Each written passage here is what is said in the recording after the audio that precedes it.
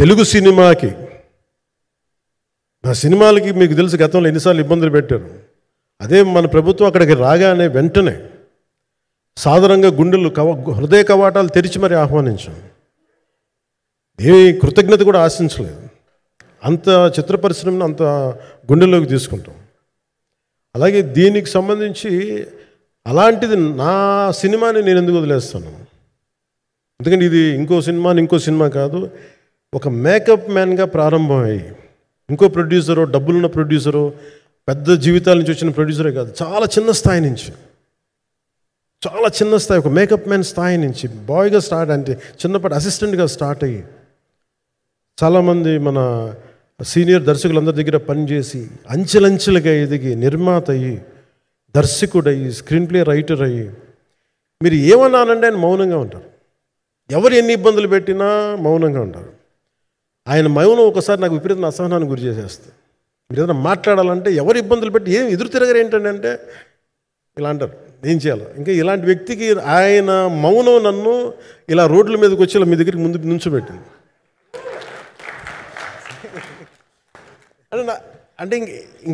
అంటే ఆయన ఏంటంటే చెప్తారు, ఆయన మౌనం అంటే రమణ మహర్షి నుంచి బాగా నేర్చుకున్నట్టున్నారు. మౌనం అన్నిటికీ సమాధానం. సో నాకు మనస్ఫూర్తిగా ఈ స్టార్ కాస్టింగ్ ఒకటి, అంటే నా చిత్ర పరిశ్రమ మీద ఎందుకు ఇంత గౌరవం అంటే మనందరం కులాల మీద, మతాల మీద, ప్రాంతాల మీద, భాషల మీద కొట్టుకుంటూ ఉంటాం. But any film industry take in this world, especially Indian film industry, దీనికి there is no caste discrimination, there is no region discrimination, there is no religion discrimination, nothing. It's purely your creative potentiality, purely your creative ability. నువ్వు చిరంజీవి గారి తమ్ముడు కావచ్చు, చిరంజీవి గారి కొడుకు కావచ్చు, లేదంటే ఇంకొకళ్ళు అబ్బాయి కావచ్చు, మేనల్లుడు కావచ్చు, ఇట్ డజంట్ మ్యాటర్. నీకు టాలెంట్ లేకపోతే నువ్వు నిలబడలేవు, నీకు సత్తా లేకపోతే నువ్వు ఇక్కడ ఉండలేవు. అది నా కొడుకైనా సరే. ఇట్ ఆల్ డిపెండ్స్ నీకు ఎంత టెనాసిటీ ఉంది, ఎంత పర్సీవరెన్స్ ఉంది, ఎంత నిలబెట్టుకోగలవు, ఎంత నిలదొక్కుకోగలవు, ప్రతికూలతలు ఎంత బలంగా నిలబడగలవు. ఒక నిర్మాత సినిమా తీయడం అంటే ఒక యజ్ఞం చేయడం లాంటిది. తిట్లు తినాలి, ఇబ్బందులు పడాలి, అన్నీ పడిన తర్వాత ఫైనల్గా డబ్బులు మిగిలితే కూడా తెలియదు. ఇలాంటి పరిస్థితుల్లో నాకేమనిపించిందంటే ఈయన పడ్డ కష్టం చెప్పాలనిపించింది ఈ రోజున.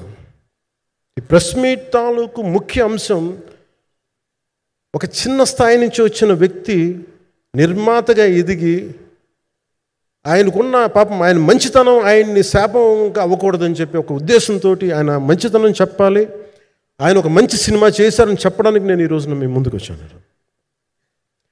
ఎందుకంటే నేనేం నమ్ముతానంటే సినిమా బాగుంటే ఎలాగో చూస్తారు, దీని గురించి చెప్పక్కర్లేదు. సినిమా బాగాలేకపోతే ఎలాగో చూడరు, మీరు ఎంత పబ్లిసిటీలు చేయండి ఇవన్నీ అనుకోండి. అందుకే నేను పెద్ద ఎక్కువ మాట్లాడడానికి ప్రయత్నం చేయను. కానీ ఈ పర్టికులర్ రోజు మటుకు, ప్రత్యేకించి ఈ రోజు మటుకు ఆయన పడ్డ కష్టం ఈ సినిమాకి, అలాగే ఒక్కొక్క కాస్టింగ్ ఆయన చేసింది, దీనికి నేను కృషి గారిని కూడా చాలా మనస్ఫూర్తిగా అభినందిస్తున్నాను.